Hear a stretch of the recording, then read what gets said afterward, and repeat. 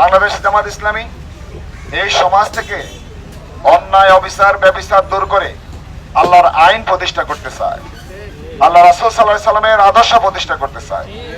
রাসূলুল্লাহ সাল্লাল্লাহু আলাইহি সাল্লামের আদর্শ প্রতিষ্ঠার মাধ্যমে একটি আইমে জাহিলিয়াত সমাজ যদি পরিপূর্ণভাবে একটি আদর্শ সমাজ রূপান্তরিত হতে পারে, সেই অবিকৃত কোরআন, সেই রাসূল সাল্লাল্লাহু আলাইহি সাল্লামের আদর্শ এখন আমাদের কাছে অবিকৃত রয়ে গেছে, সেই সমাজ আবারও প্রতিষ্ঠা করা সম্ভব।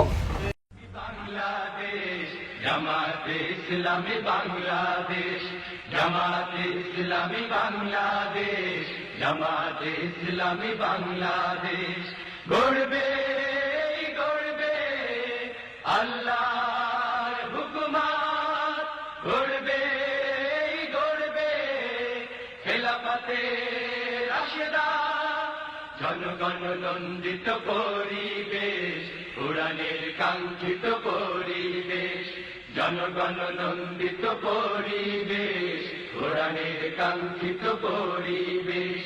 নীলিমা নতুন কথা বলবে, নদীরা দ্বিগুণ বেগে চলবে, নীলিমা নতুন কথা বলবে, নদীরা দ্বিগুণ বেগে চলবে, বইবে দক্ষিণা নিয়ে ফাগুনের রেশ। জামাতে ইসলামী বাংলাদেশ, জামাতে ইসলামী বাংলাদেশ, জামাতে ইসলামী বাংলাদেশ, জামাতে ইসলামী বাংলাদেশ।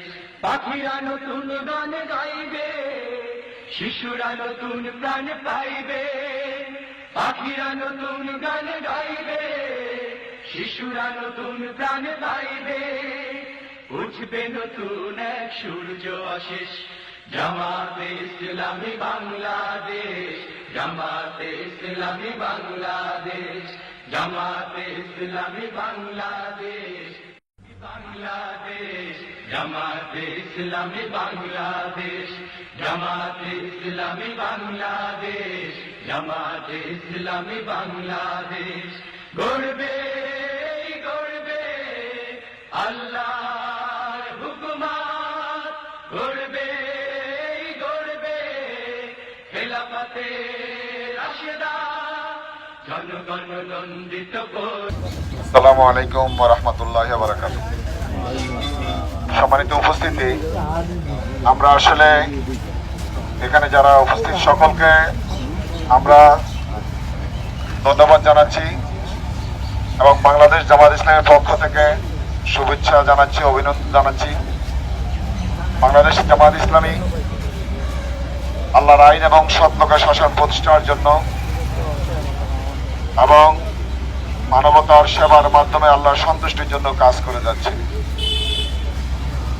আমরা আল্লাহ রাব্বুল আলামিন পক্ষ থেকে একজন প্রতিনিধি হিসেবে মানুষকে কোরআনের দিকে ডাকছি, আল্লাহ রাসূল সাল্লাল্লাহু আলাইহি ওয়াসাল্লামের আদর্শের দিকে ডাকছি, দুনিয়ার শান্তি আখিরাতে মুক্তির জন্য সকল মানুষকে কোরআন অনুসারে, কোরআনের বিধান অনুসারে এবং আল্লাহ রাসূল সাল্লাল্লাহু আলাইহি ওয়াসাল্লামের আদর্শ অনুসারে দেশ জাতি পরিচালনা করা দরকার। দেশ জাতির বর্তমান যে অবস্থা, আমাদের সমাজের রন্ধ্রে রন্ধ্রে দুর্নীতি, চাঁদাবাজি, সন্ত্রাস এবং সকল প্রকার মাদক চোরাচালানি থেকে শুরু করে সকল সিন্ডিকেট, সকল কিছু সুরমার করে একটি ইনসাফপূর্ণ সমাজ প্রতিষ্ঠা করতে হলে সকলকে ন্যায়ভিত্তিক সমাজের এই আন্দোলনে শরীক হওয়া দরকার।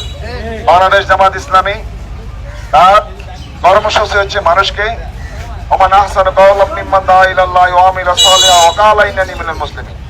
ওয়াতের উপর বিশ্বাস স্থাপন করে মানুষকে আল্লাহর দিকে ডাকছে। আল্লাহ বলছেন ওই ব্যক্তির কথার চেয়ে কার কথা উত্তম যে মানুষকে আল্লাহর দিকে ডাকছে। আমরা আপনাদেরকে আল্লাহর দিকে ডাকছি। বাংলাদেশ জামাত ইসলামী এই সমাজ থেকে অন্যায় অবিচার ব্যভিচার দূর করে আল্লাহর আইন প্রতিষ্ঠা করতে চায়, আল্লাহ রাসূল সাল্লাল্লাহু আলাইহি সাল্লামের আদর্শ প্রতিষ্ঠা করতে চায়।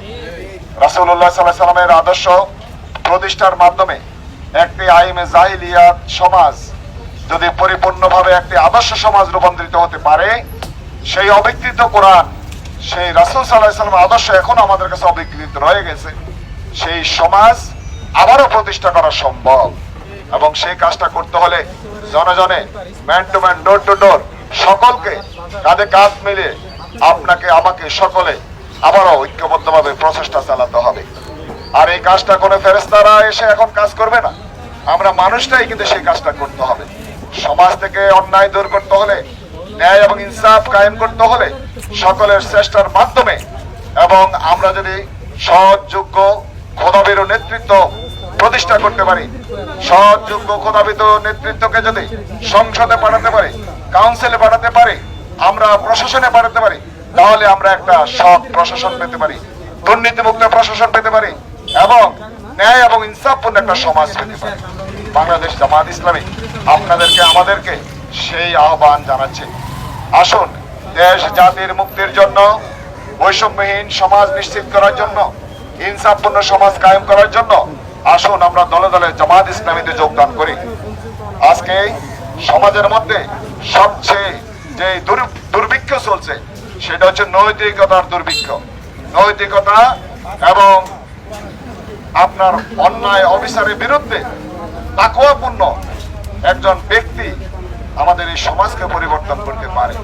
প্রিয় ভাইরা, আমাদের দেশ জাতির জন্য আমরা দোয়া করা দরকার।